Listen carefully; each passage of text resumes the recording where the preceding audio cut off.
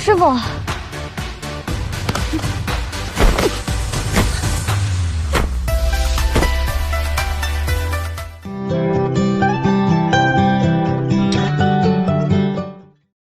你说我要是找到这个老者，向他学了武功，以后我就再也不怕人埋伏了，来一个打一个，这样爹爹也不用为我担心了，你说对不对？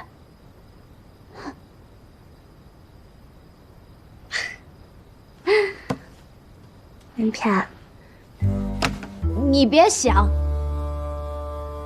云片，不行，你哪儿也别想去，我可答应老爷了，我才不想回老家呢。我吓唬你呢。不行，我哪儿也不去，我就这样看着你。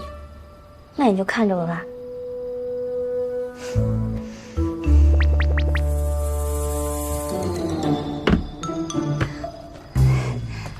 哎，小姐你慢点，小心一点。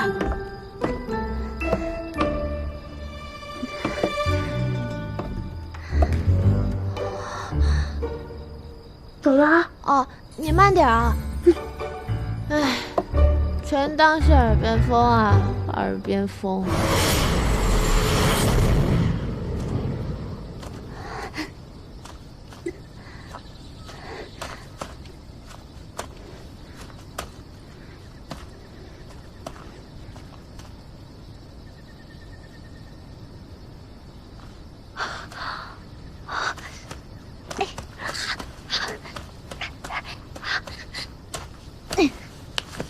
高人，请受徒儿一拜。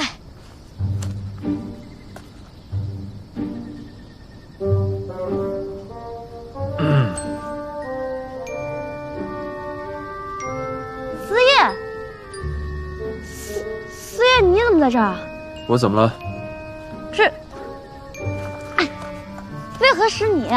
为何不能是我？这荒山野岭的，你来干嘛呀？这话应该我问你吧。嫌伤的还不够重，再来一回。不是，你看你这话说的，我这是上山来拜师学武来了，这高人没找着，白白给思夜拜了一拜。我本就是你的司业，受你一拜有什么问题？这么晚了还不快回去？我告诉你啊，这事儿你就别再想了。这山上没有住其他人，你所说的高人也可能只是路过而已。思夜，你这么了解，那你不妨给学生我指条明路。回府。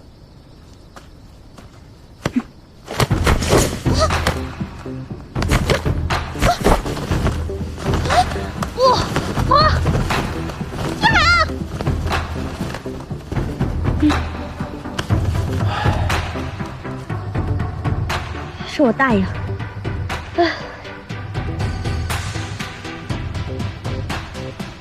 师傅。